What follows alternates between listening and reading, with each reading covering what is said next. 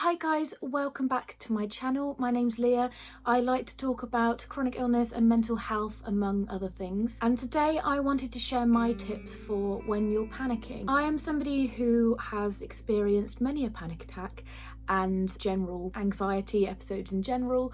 So I've kind of gathered together some tips from my own experience, and I really hope that this will help you if you're panicking. So the first and most important thing is to ground yourself. When you're in a state of panic, it's really easy to kind of get caught up in this kind of big bubbling mess of anxiety and panic and kind of detach from the real world. You can easily get lost in that place that your brain has gone to. So the most important thing is to ground yourself and bring yourself back to the room, to wherever you are. So I actually came across a grounding exercise online a little while ago. My friend Neve sent it to me and I've always found it really helpful. It's called the 5-4-3-2-1 grounding technique. So when you're feeling really panicked, take a moment to look around you and identify 5 things that you can see, 4 things that you can feel, 3 things that you can hear, 2 things that you can smell, and 1 thing that you can taste. Sometimes I like to write it down. A lot of the time, if a friend reaches out to me because they're in a state of panic or high anxiety, I might kind of say to them, try this, and they'll write it down in a message.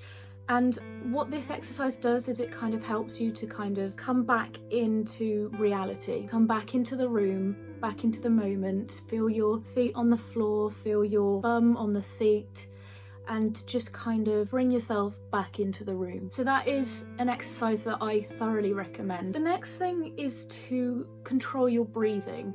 Now, lots of people, when they have panic attacks, they start to hyperventilate and feel like they can't breathe, but you don't have to be feeling like you can't breathe to be having a panic attack. It's not always like that. However, deep breathing is really going to help you out. And when people have said to me in the past, take some deep breaths, deep breathing, I'm thinking, I can't, don't be so silly, that's not going to do anything for me. But I promise you that taking some slow, deep breaths will work wonders. Make sure you take a slow, deep breath in through your nose.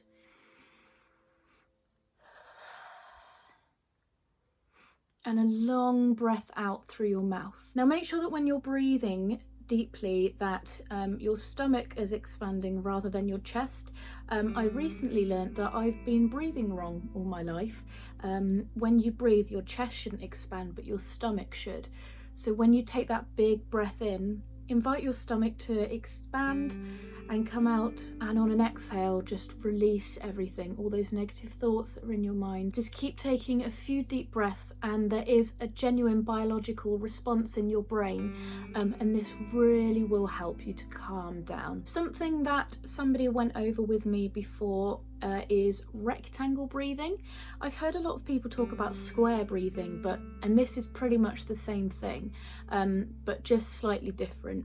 So how it was explained to me was to envisage a rectangle and slowly breathe in on the short sides and breathe out on the long sides. When you're breathing to relax your body, it's important that your exhale is longer than your inhale, and also just to take a little break before you move on to your next breath. It might look a bit strange, but I'm going to kind of draw a rectangle with my fingers just to demonstrate what I mean, and I'll breathe with it. So it would kind of go like this.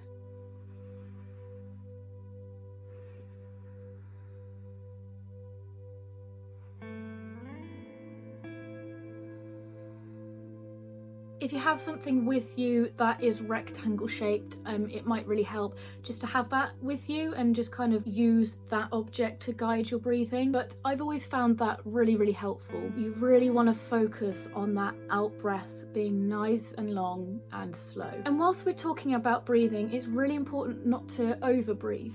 So for a lot of us, when we go into a state of panic, something that many people end up doing is actually over breathing, which is also called hyperventilating. When we panic, we feel like we can't breathe properly, and we end up kind of in that kind of state of I can't breathe.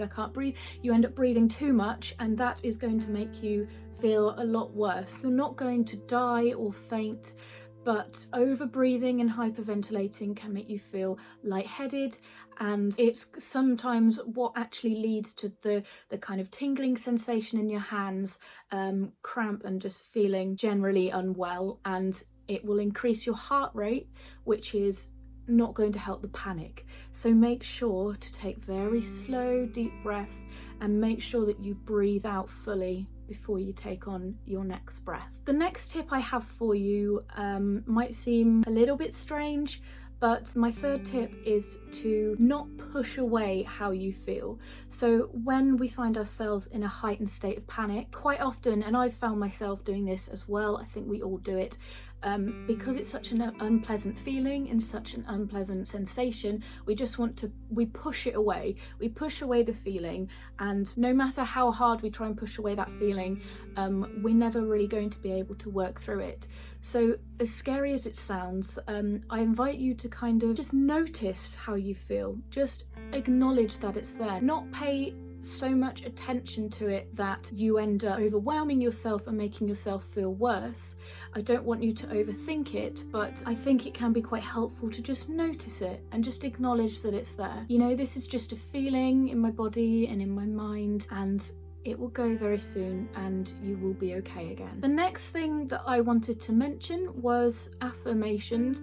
Now, that's not for a lot of people. A lot of people don't want to sit there and say to themselves, I am strong, I can do this. But if you'd like to do that, then please do. But as well as that, I just kind of mean just remind yourself in your mind that this is going to be okay. This feeling is temporary, it won't last forever, and you are going to make it through this. Everything is going to be okay again.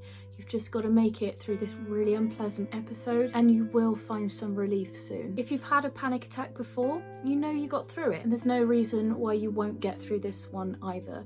And if it's the first time you've ever felt overcome by panic, just remember that this is normal.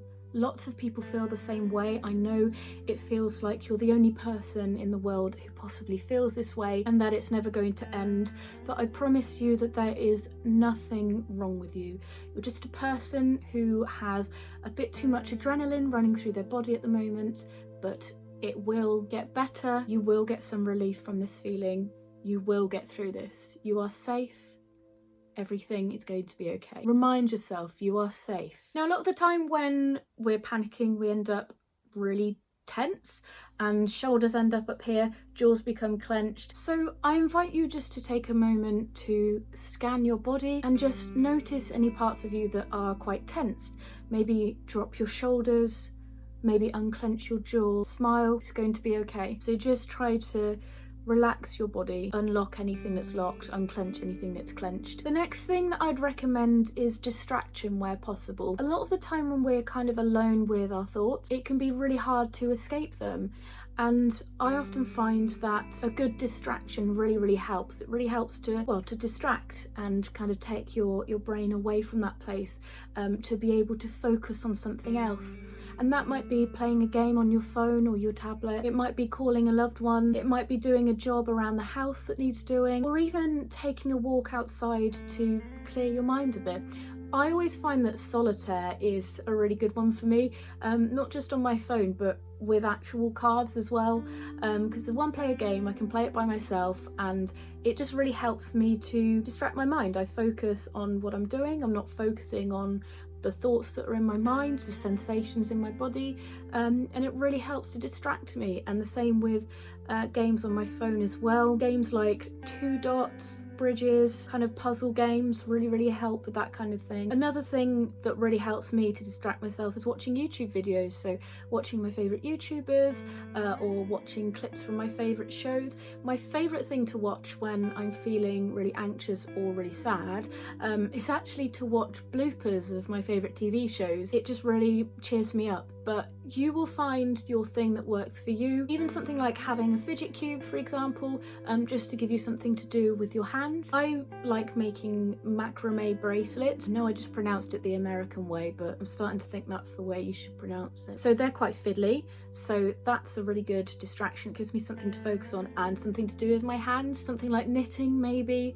might really help you. But find your distraction, find something that really helps you to distract yourself and give yourself something else to focus on. Make sure that you take some time for you. Take some time away from your phone, from social media, from your work emails, and just give yourself some time for you. Maybe run yourself a bath and have some candles on and some relaxing music.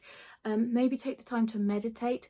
I cannot recommend meditating enough. When it was first recommended to me that I meditate, I thought, that's not for me, that's not my kind of thing. But meditating isn't necessarily just sitting like this and saying om. It's more than that, and you can meditate whilst you're sitting in a chair. You can meditate anytime. I really recommend the Calm app because there are some really good meditations on there, or you can just find them on YouTube. You can do a guided meditation, or you could just have some relaxing meditation music on and do your own thing. Take a moment to just breathe and just be. Once you've been able to calm down your mind and your thoughts and your body's feeling a lot calmer, it may be that you're able to look at the situation more rationally rather than catastrophizing, because what a lot of us do when we're feeling really anxious is that we can catastrophize and just go into the worst case scenario. And sometimes you just got to calm your body down, calm your mind down, and that way you might be able to look at the situation in a more rational light. That's if there was a particular trigger or stress that started your panic episode, and rather than just a random thing, because that happens as well. So I really hope that some of these things have been helpful to you. If you're having quite frequent episodes of anxiety and panic or panic attacks,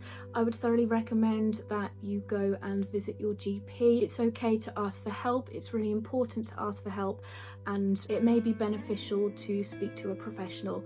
But in the meantime, I do hope that some of these helped. Remember, I'm not an expert. I'm just somebody who wanted to use my own experiences to kind of help anybody else who's in the same situation. I really hope that you enjoyed this video, and just remember, you will get through this. Everything is going to be okay. Things do get better. This won't last forever. If you'd like to see more videos like this, then please don't forget to click subscribe, and I really look forward to seeing you in my next video. And before I go, if you do have any of your own tips, then please feel free to share them in the comments below, and we can all help each other out. Take care of yourselves. Bye.